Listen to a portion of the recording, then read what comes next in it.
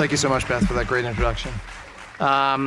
So tonight I'm going to be talking about Shakespeare, where he was in his life at the time of the events of the film. I'm going to be talking about plague in Elizabethan London and the public health disaster that was Elizabethan London. And because this is the name of the movie is Shakespeare in Love, I'm of course going to be talking about syphilis. But before I do that, I'm going to talk briefly about the so-called authorship controversy. So, I've given a few talks on writers and their illnesses, and someone always asks, well, the Shakespeare guy, they always like Francis Bacon, right? So I'm going to talk about this thing of, that people say that Shakespeare, the plays of Shakespeare were actually written by other people. So I'm going to address that a little bit. So this is actually a sad story with a New England connection. So this whole thing, for 240 years, no one ever challenged the fact that the plays of Shakespeare were written by William Shakespeare. The people that collaborated with Shakespeare, because as we see in the movie, the theater is an extremely collaborative business. All the people who worked and collaborated with Shakespeare and ensured that his plays survived said that the plays were written by Shakespeare. People who saw Shakespeare writing talked about how his mind and his pen flew together, worked together. So no one ever challenged the authorship of the plays until this woman, Delia Bacon. So Delia Bacon was a writer of some talent who actually beat Edgar Allan Poe in a short story contest and won $100 in the 19th century. And had an unfortunate incident. So she got mixed up with the worst, no good, rotten, heartless kind of man that you can wind up getting mixed up with, a Yale divinity student.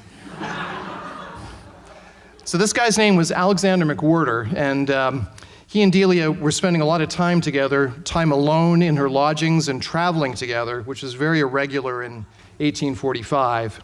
So somebody went to Delia's brother about this and said, your sister's engaged, and is like, I don't know what's going on about this. So her brother went to this guy, Alexander McWhirter, and said, you're marrying my sister, right? And this guy says, no way. And so the brother was extremely angry and took this to the highest authority in New Haven that he could think of, which was the Yale Divinity Court. McWhirter narrowly avoided getting defrocked by a vote of 12-11. But in the course of all this, poor Delia's name was dragged through the mud. Her love letters were published publicly, and this was sort of a national cause célèbre in 19th century America, kind of like the Karen Reed thing. So as a result of this, Delia became somewhat unbalanced, and she spent the last 12 years of her life developing this theory about Shakespeare, and she had this notion that she was descended from Francis Bacon, and that the plays of Shakespeare were written by a cabal of Elizabethan politicians, Spencer, Raleigh, Francis Bacon, and the Earl of Oxford, who felt that the best way to promote democracy was to put a series of secret messages in the plays of Shakespeare that would only be deciphered 240 years later. So she writes this book, and she goes to England, and she befriends Sophia Hawthorne, Nathaniel Hawthorne's wife. So Hawthorne is working in Liverpool as the American consul, which is a job that he got because he was the best friend of Franklin Pierce, who is not a good United States president, but not the worst.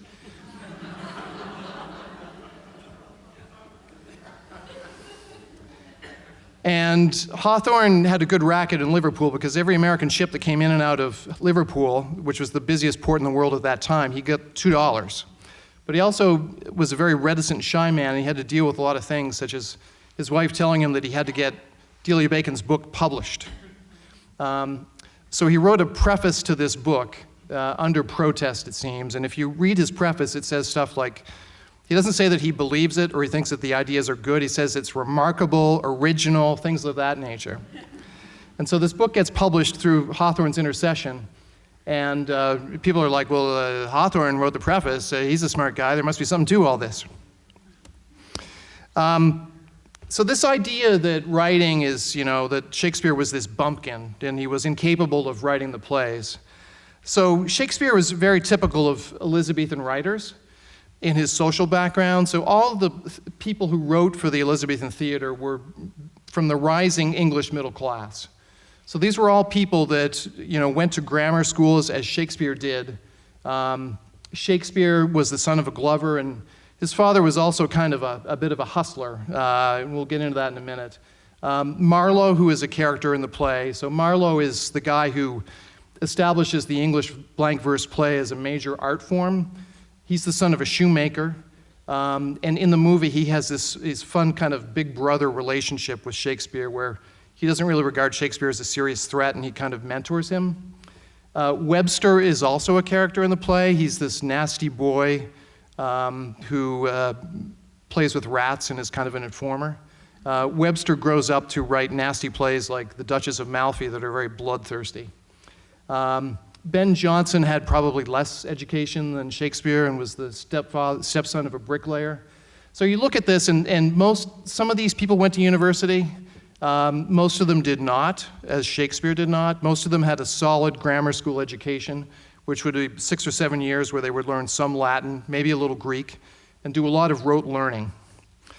Elizabethan England was a society with very high literacy rates, on the order of about 60%, so it was probably the first modern society with mass literacy. So it's kind of a commonplace that people that are creatives, often come from miserable backgrounds of one sort or another. So this is a very common biographical pattern in notable writers particularly. So, one very common pattern is that there's some mix of privilege and at some point in childhood, people have this early stability and then kind of the bottom falls out. So a common thing that happens is that there's some financial instability or bankruptcy that happens. So this happened to Shakespeare, Joyce, Yeats, Dickens famously. His father goes bankrupt, is thrown in debtor's prison, and Dickens at age 11 has to work in a factory. So there's something about this deprivation and trauma that probably turbocharges the imagination of a certain substrate of person. So Shakespeare, his father was an upwardly mobile guy in Stratford in Warwickshire. He was the son of a farmer. He became a glover. So he was a Whittower. He made these fine gloves for for gentlemen in London. But he was also kind of a hustler, and he had different side gigs. He was a moneylender, and he also had this lucrative trade in brogging, which was he was a black market wool dealer. Now, why, you ask, was there a black market in wool in Elizabethan England? So that's an excellent question. So English kings and queens in this era hated Parliament. If they wanted to raise money through taxes, they had to get Parliament to say that. It was much easier to grant a royal charter or monopoly, and then you could give somebody a monopoly for the wool trade, and then they would be paying you money, and you wouldn't have to go through Parliament and get them to permit it. So we tend to think of Tudor and Elizabethan England as this sort of merry place. Elizabethan England was actually kind of a police state. So there was a secret police that ferreted out Catholics, and there was also a network of informers that ratted out people that were doing money lending over approved rates and doing things like engaging in the black market in the wool trade. So Shakespeare's father got into a lot of trouble for two reasons. He was a recusant, so he was probably a Catholic who didn't go to Protestant services and got fined for that, so he fell out of social favor. So his father was actually a bigwig in the town of Stratford and was mayor at one time. Bought a lot of property through money that he had made, and then as Shakespeare is, in his teen years, his father is like selling off property. And it actually turns out that it was recently came to light, these records of John Shakespeare was involved in a court proceeding where he had to pay £210 for the illegal wool trade, which was a fortune in Elizabethan times, just a staggering amount of money. So any dreams that Shakespeare would have had of going to university or conducting some lucrative trade was pretty much dashed by his father's financial difficulties. The other thing that happened around this time, when Shakespeare is 18, he winds up getting married to Anne Hathaway, who gives birth to a child 7 months after the wedding. Probably was Shakespeare's initial encounter with being sexually active. One thing that's a little relevant to the movie is that puberty was later in Elizabethan times. Typically around 18 is when males would hit puberty, and this is a factor in the Elizabethan theater, of course, because all the female parts are played by men, and when their voice changes, they're no longer able to play women. All right, so I'm going to talk about plague in London. So on the left-hand side here, you have one of the bills of mortality. So what are these things? So in Elizabethan England, the bills of mortality were initially done during times of plague, and it was a record of the parishes in London and how many people died of plague every week. So this was actually something that was extremely popular reading. They sold for a penny, and many of them are still preserved, and the press run was something like 2,000. It sold out every week. So this is sort of like, my Irish grandmother, turning to the obituaries in the newspaper is the first thing she reads. In Elizabethan times, the only cause of death that's recorded is plague, and the bills of mortality were only done during plague times.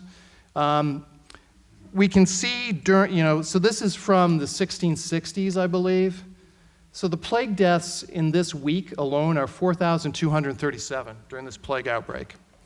So London was susceptible. So we sort of think of the Black Death in the 14th century and this tremendous mortality from plague, but plague was an endemic thing in England up until probably the late 17th century, and then it started to fade off. So there was the original Black Death, and when there's more urbanization in England, in early modern England, when London is starting to grow, then you're starting to see more plague outbreaks that start in London and then spread out to the country.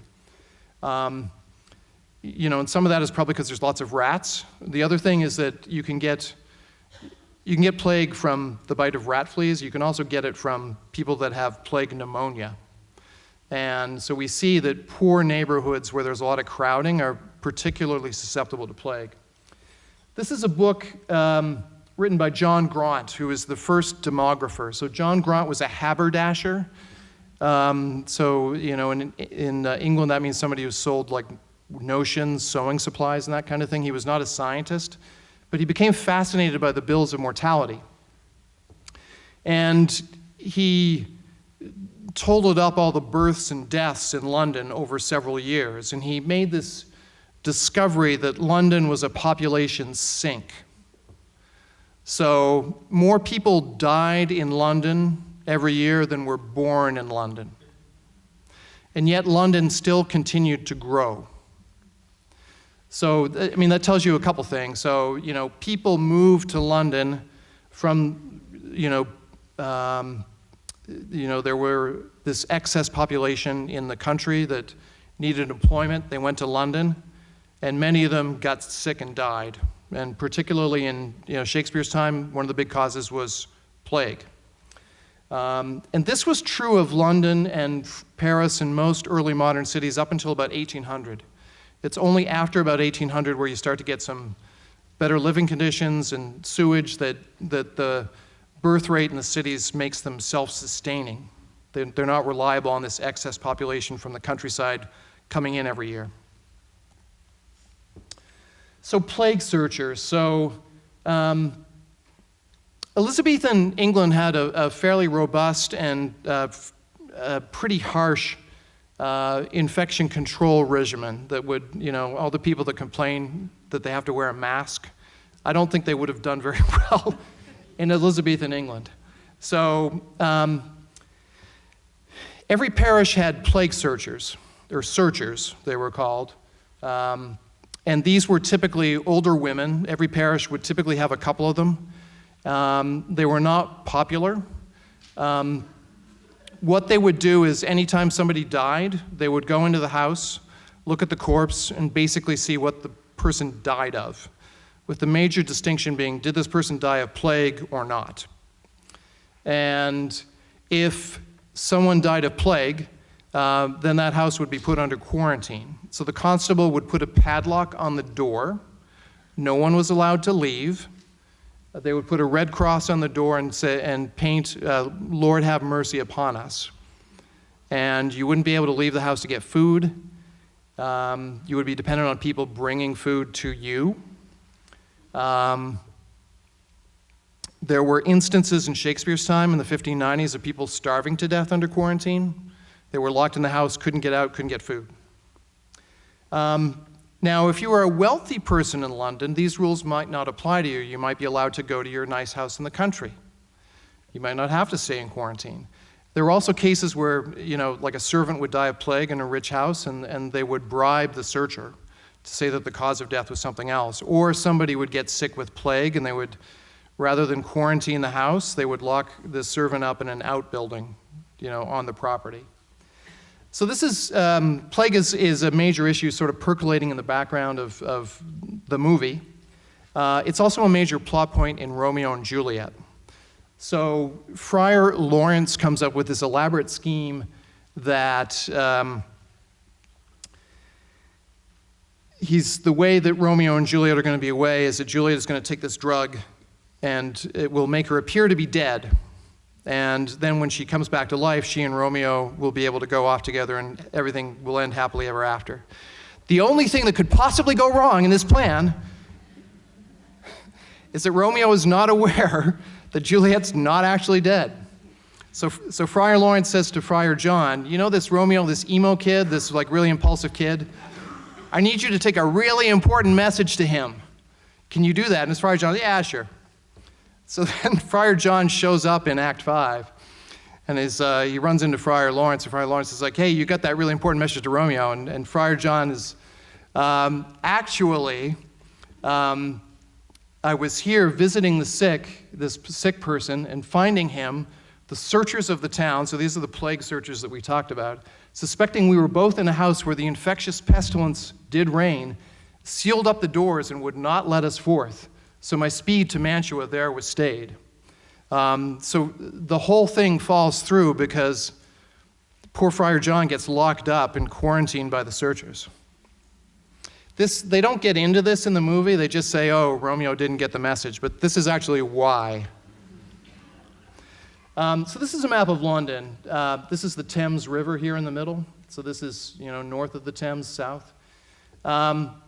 This is the center of London. This is where the well-to-do people lived. And then as you get outside the city walls, you get these neighborhoods that are poorer and that are also less susceptible, so the so-called liberties. So when you get outside the city, these places like here and up here are not subject to the jurisdiction of the City of London. They're loosely policed.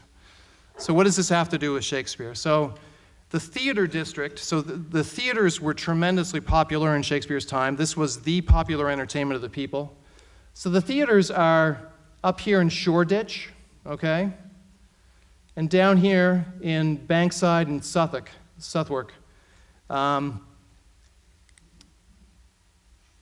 Southwark here is where Henslow's Theatre, the Rose, is. So these are areas, where the playhouses are outside the jurisdiction of the city.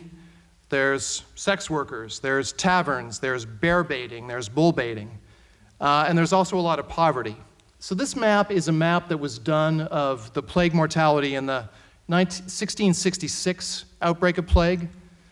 So the areas where there's black had the highest mortality. So, this is like COVID, right? So well-to-do people here, low mortality. When you start to get out to where the poor people are, more crowding, more plague, more deaths. And, Shoreditch, where Burbage's Theatre is here, is a black area. Southwark, where Henslow's Theatre, the Rose, is another high mortality area. The Rose figures heavily in Shakespeare in Love. So this is Henslow's Theatre. They discovered the foundations of this on the south bank of the Thames not that long ago. So this was not a big theater, okay?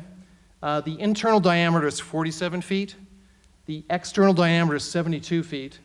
And they seated 2,400 people. So this is a theater that would fit inside this beautiful theater here.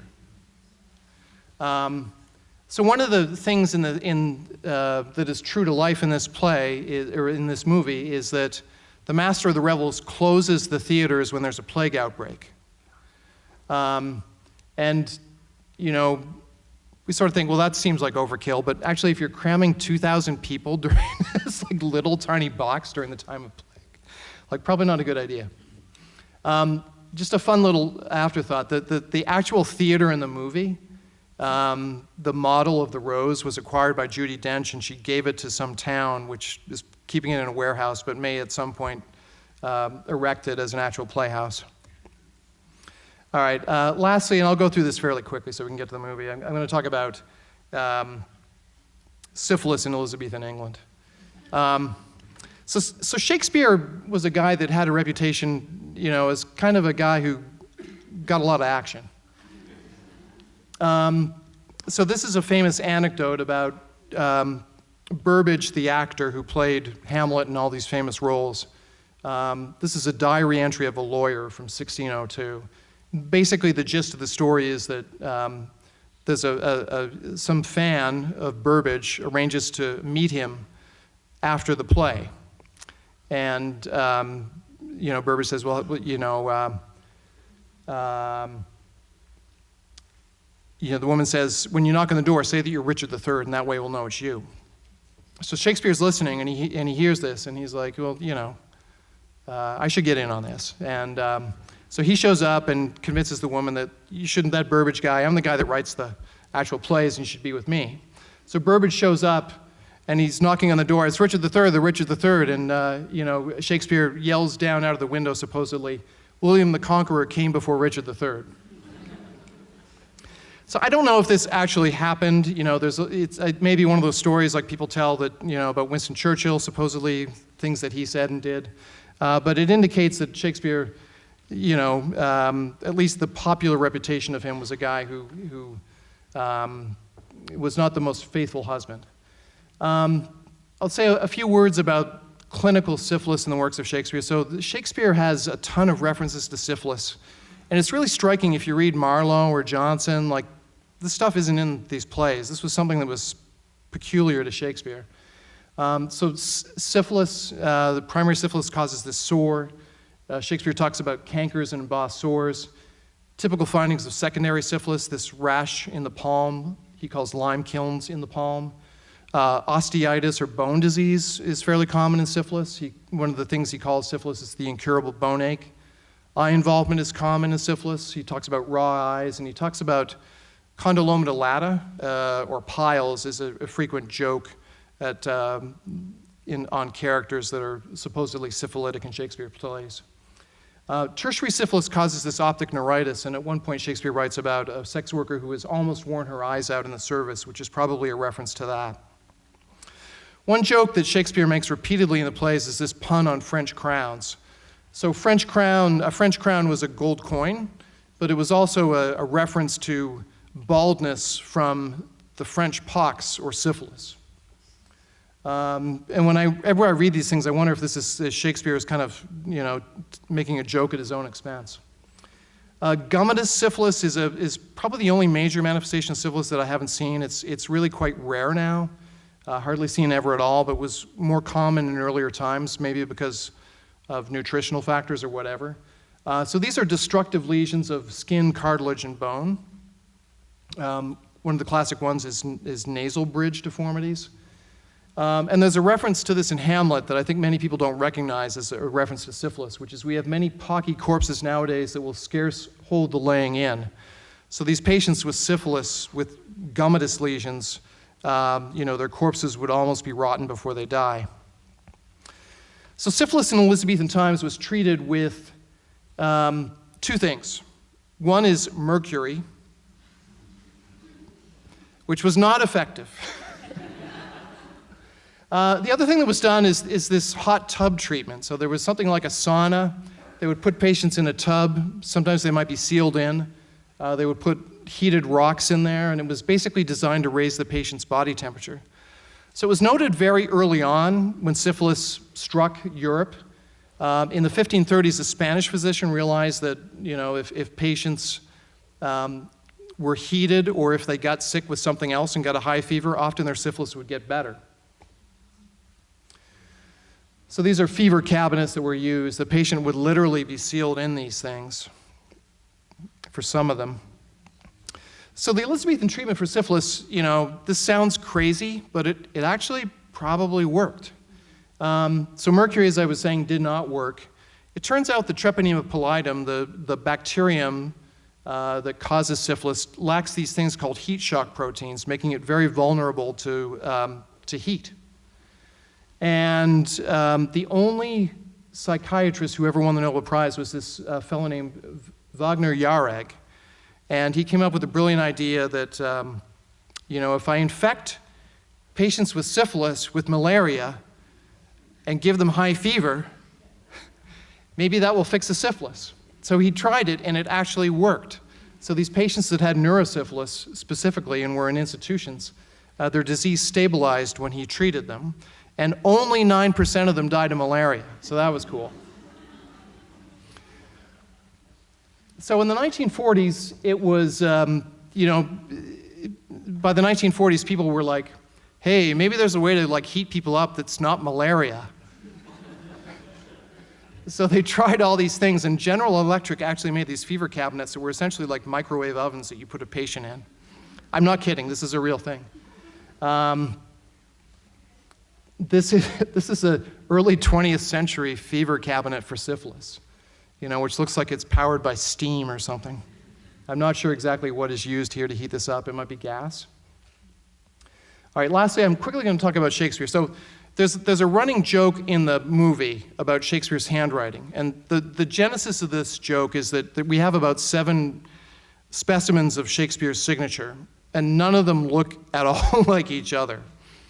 So the reasons for that is probably people messed around with their signatures.